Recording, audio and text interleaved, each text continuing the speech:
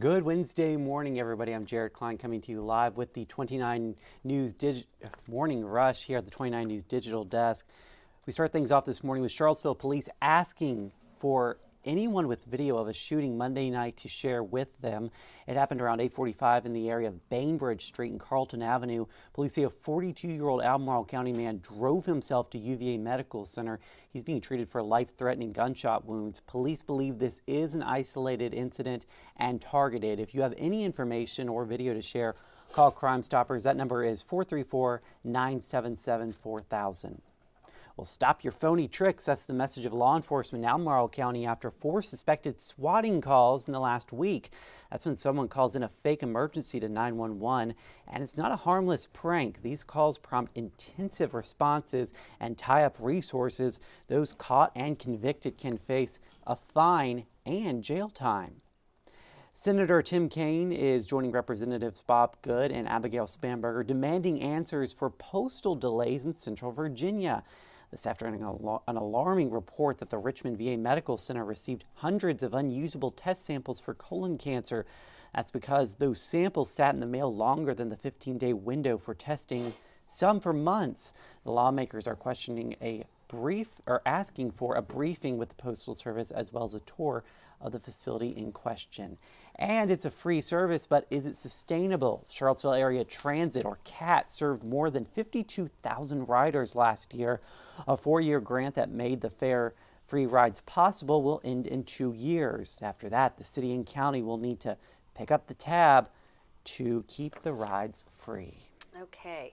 All right. So did you ever grow up and hearing your mom say, "Don't let the bed bugs bite" when you went to bed? I loved that. But of course, as we know, bed bugs, the reality, it's not a good thing. It's not fun.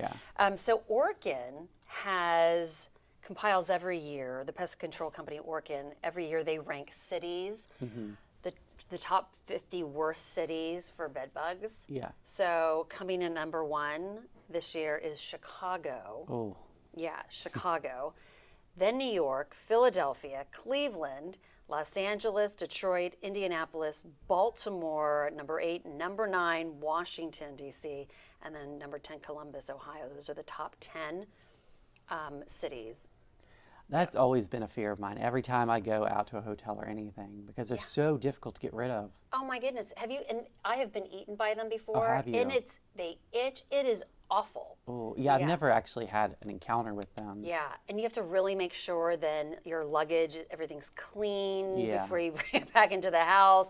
And then so I even got to the point where you can look, on the mattress. So the seams, you have to kind of like pull the sheets and look in the seams, the channel, because that's where they like to be. And then they just devour you at night when you're sleeping. But yeah, so don't avoid those cities, but maybe check the hotel beds. Yeah, check the hotels. That's for definitely. sure. That's always a good idea. Yeah, and of course there's been a lot of discussion with the Olympics in Paris, how they've been inundated in Paris.